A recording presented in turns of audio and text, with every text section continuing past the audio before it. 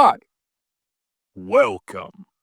So for the Blueprint Studios Marvel Cinematic Universe, today we are going over episode 1 of the series X-Men Children of the Atom. Now if you haven't, make sure you watch the previous episode before you watch this one because it would show you who has been casted so far. However, episode 1 still has a few extra characters. So with that, let's get started with casting.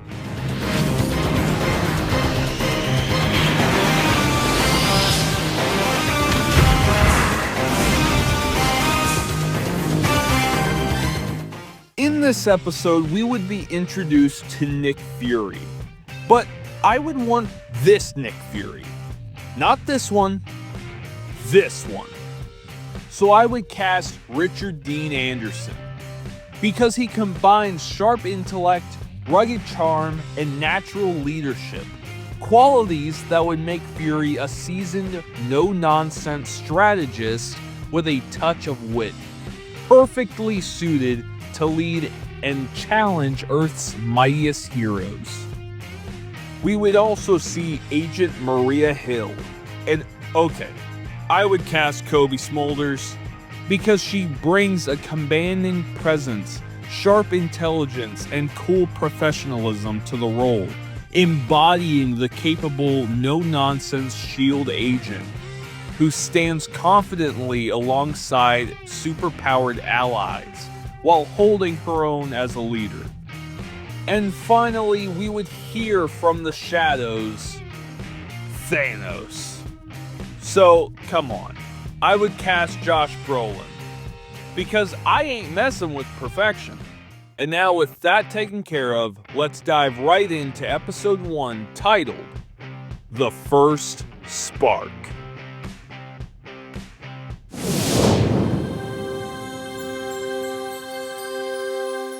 We begin at night in 1944. A storm brews above the barbed wire fences. Thunder rumbles, rain slices the night. Young Eric Lenscher is yanked from his mother's arms by a Nazi soldier. He screams, his mother crying in Yiddish. Eric, don't let go. He doesn't mean to. His small hands strain to hold hers as they pull her away. The gates clank shut. Her screams echo. Then gunfire. Eric stares, frozen. Then, clank, clank, clank. The metal gate buckles outward, warping like paper. The fence posts wrench out of the ground. The guards panic. Eric's eyes roll back. His scream becomes a roar. Metal twists, screams follow. Match cut to the present day. A teenager stares at his hands. They tremble. A police officer yells, "Get on the ground now!" He panics. The pavement beneath him cracks. Nearby cars flip from an unseen force. A building facade collapses, burying the boy in dust and screams. Smash to black. Title card. We would be moved to a SHIELD briefing room. Nick Fury reviews footage of the incident. He's not pleased. No weapon, no tech, just a kid, a scared one. Third case this year. Fourth if you count Tehran. Find Xavier. Cut to Westchester, New York, Xavier Institute. Charles Xavier, intelligent and reserved, waters plants on a quiet lawn. Moira MacTaggart approaches, folder in hand. A boy in Chicago just leveled a building. Charles pauses. He didn't mean to, but the world won't care. Cut to a hospital. The teen from before, Kevin, is sedated, monitored, surrounded by guards. Charles sits quietly beside him. He reaches out telepathically. In Kevin's mind, a nightmare. Kevin stands alone in the ruins of the city, alone, crying, ash falling like snow. You are not a monster. Later that night, Charles watches the news. Mutant danger. Building collapse raises questions. He picks up a file labeled Eric Lenscher, confirmed mutant. Cut to Berlin. Eric Lenscher scarred, sharp, magnetic in every sense. He watches the Chicago news footage with growing concern. Mystique, blue-skinned in privacy, speaks calmly. They're just children, and they're being hunted? Then it's time they learn to fight back. The next day, Charles walks through an empty lecture hall. Dusty desks, silence. He looks up at a blackboard. Evolution equals mutation. He closes his eyes, activates Cerebro. As Charles focuses, glowing silhouettes flare across the map. A girl levitating in India, a boy freezing water in Ontario, a mutant running from police in Mexico. Cut to the next morning. Moira meets Charles at the front steps. You're reopening the school, aren't you? Not a school, Moira. A sanctuary. Eric magnetically builds a sculpture of iron rods while speaking. You know what happens next, Raven? Another war? No. A revolution.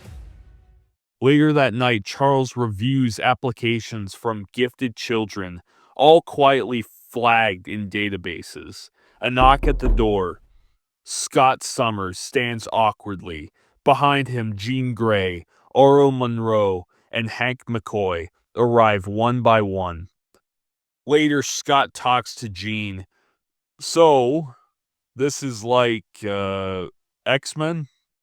What? Like a superhero thing. It's not about saving the world, it's about surviving it. In an interrogation room later that night, Moira reports to Shield Brass. Those children don't need collars, they need guidance. That guidance comes with combat training. It comes with compassion. Later, Eric trains Pyro, Toad, and Sabretooth. The humans will call you dangerous. Show them their right to fear you. Cut to downtown Boston. A protest against mutant threats turns violent. Charles and Moira try to calm the crowd. The X-Kids are watching nearby. Suddenly, a Brotherhood agent triggers chaos. Pyro flings fire, screams erupt. A child is nearly crushed. Jean freezes until Cyclops blasts debris away.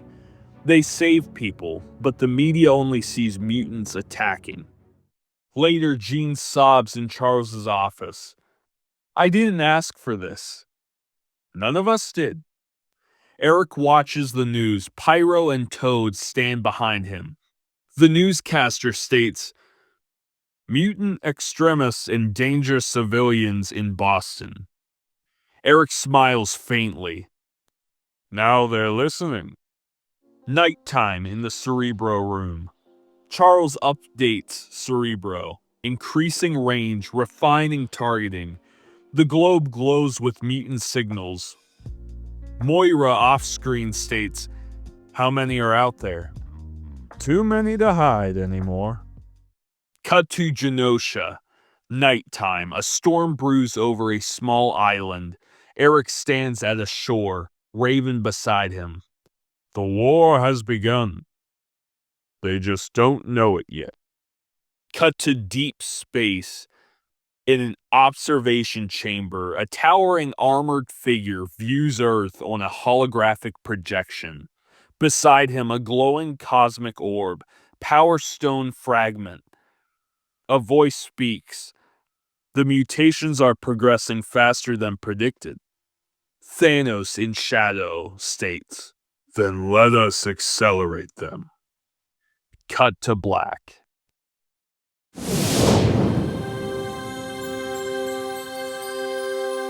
But that takes care of this episode. I hope you enjoyed the video. If you did, please go leave a like and please go subscribe to the channel because it would really help me out a lot.